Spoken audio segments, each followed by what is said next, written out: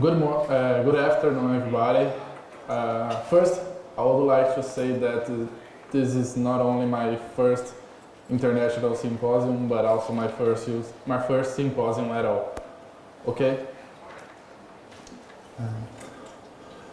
About the developers of this project, I am a telecommunications engineer in the School of Technology at State University of Campinas in Brazil. And the financial support to this work came from the FAPESP, okay, which is the São Paulo State Research and Funding Agency.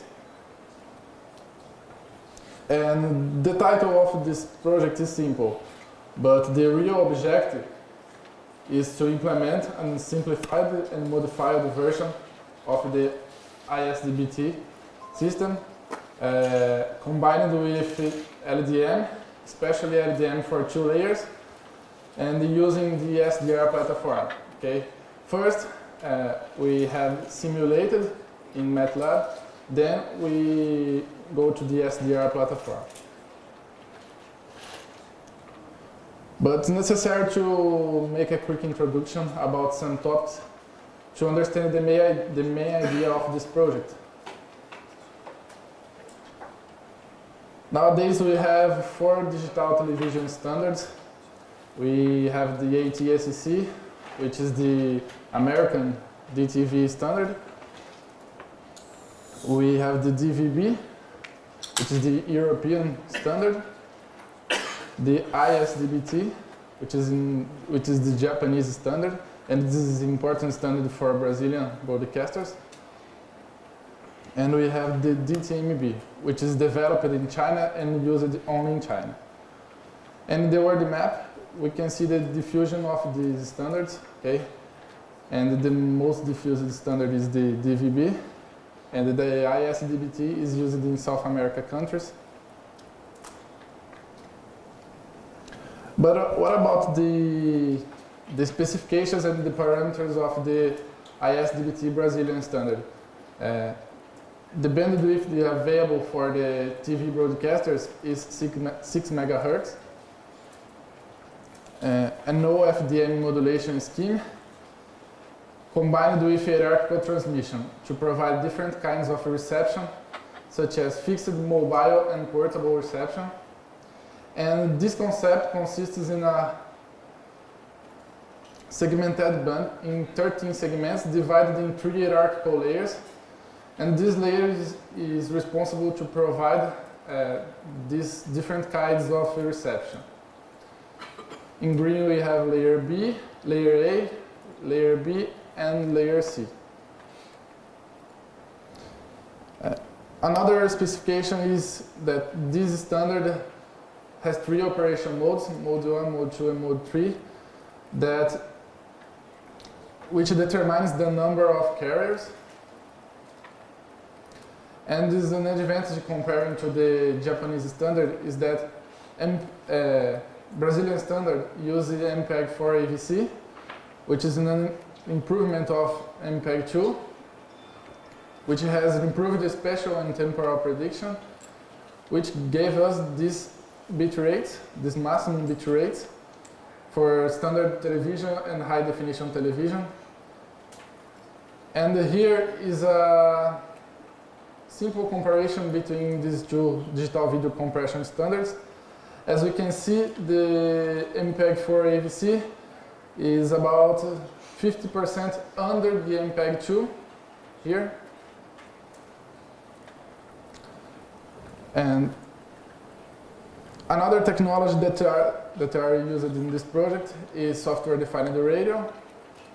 A simple definition to this word is a radio system where some or all physical layer functions are implemented on software. And this is an advantage for us because we are simulating. We need to make changes all the time. And make changes in hardware is not easy. And that's why we have used this technology. And the definition of SDR platform is the set of hardware and software. And in our work, we have used the Nuland Blade RF X40, okay, which can be programmed in MATLAB and Simulink. and in generator.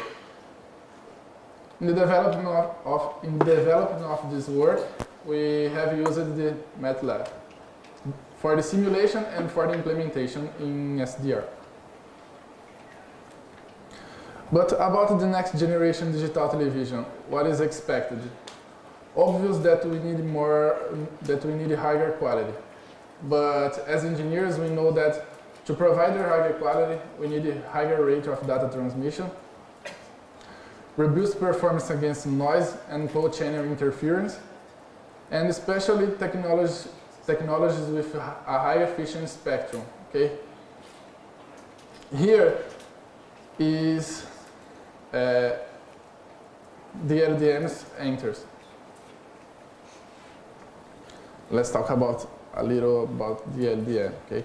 LDM came from the cloud transmission concept, and is a result of a cooperation project between these three entities, and is a proposal for the next generation digital television, also called this as HESC 3.0. And the definition of the LDM is a technique of hierarchical transmission of spectrum reuse. In other words, it's a technique that uses the spectral overlay concept to transmit more data using the same RF channel. Okay? And considering that we are using a 2 layers system, the two signals must be synchronized in time and frequency. They have different power levels and coding and modulation techniques according to the service and reception types they are providing. And here is the spectral overlay concept. Okay, we have the lower layer and the upper layer with a higher power level, and the separation between those two layers is also called as injection level, and it can range between 3 dB and 6 dB. The upper layer, the configuration of the upper layer is that this layer has a higher transmission power, a very strong channel coding to focus on a larger coverage area, not in higher rates of transmission, but in larger coverage area for conditions of low signal noise radio. The lower layer has a lower transmission power and a weaker channel coding, and the focus of this layer is to provide higher data rate services. That's why she uses larger signal constellation. And about the changes in the real system, in the architecture, the main modules of the transmitter side is the same for the both layers. The changes are in the channel coding and the mappers. And in the receiver side, the signal acquisition modules are the same for the both layers, but it's more complex than a common receiver because of these blocks here. To make a full reception, first we need to make the LDM signal acquisition, then we detect and decode the upper layer signal, then we remap the upper layer bit stream to cancel it from the LDM signal. Then we have the lower layer signal that can be decodified,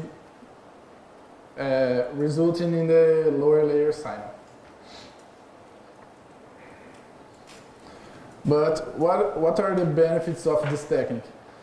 The benefits is 100% of time and the RF bandwidth are used to transmit the multi-layer signals. And considering the gains, there are no complexity increasing in common modules. But this is the architecture of an ISDB-T system. This is a very robust system. This is a real system it is what is implemented in real situation. And this robustness is not necessary for us now because we are just simulating. And that's why we did it. And we are going to apply LDM on this system, resulting on this transmitter. Okay. The parameters are these. The read summon encoder are this kind. The code rate is 230. The lower layer signal is mapped in 16 kAm, and the upper layer signal is mapped in kPSK. The injection level is 3 dB. The size of IFFT is 4,096 points, and the carrier is about 2.8 gigahertz. Okay? And for simulation, we have used the AWGN channel. In the receiver side, we needed to take special attention to this block, which came from the cloud transmission concept and is called estimator. And this is used to estimate the upper layer signal to continue the process of decodification.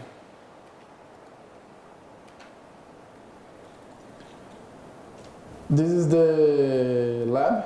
Okay, it's necessary to take a special attention to this toolbox. We have used many tools of this toolbox, which called the communications toolbox. And we simulated using a cable and an antenna. And let's go to the results. Here, this is in the transmitter side. Here we have the kPSK constellation and the 16 kAm. And summing these two signals results in an LDM constellation. In the transmitter side, there's no noise and no other kinds of interference. And the signal in time domain doesn't have too much data here, but it's important to see the signal in time domain. And here is the signal in phase and in quadrature, and the sum gave us the LDM signal on time domain and on the transmitter side. Then this is the power spectral density. As you can see, the band here, it's about 5 megahertz. Then in the receiver side, this is the LDM constellation that we have received. And having this LDM constellation, we can obtain the kPSK and the 16 kAm again. We can notice some noise here, some amplitude noise and phase noise, which is in the result of the channel. And about the results of the implementation, here is the power spectral density on the transmitter, okay? With antenna and with cable, the levels of amplitude with cable is higher, about 3 dB higher than with antenna. And about the performance of the system, this is the bit error rate for the two layers. And for the bit sent, we have no error sent, and proving that this system works. And to conclude, it's obvious that LDM is a key technology for the next generation digital televisions. And it's obvious that it's perfectly applicable to Brazilian standards. And the use of two layers provide us new possibilities, like to provide the standard, the high definition digital television with the ultra high definition, also called as 4K. And considering the gains, the ISDB-T system doesn't have a significant increase of complexity on the transmitter and the receiver side. This is it. Thanks for watching.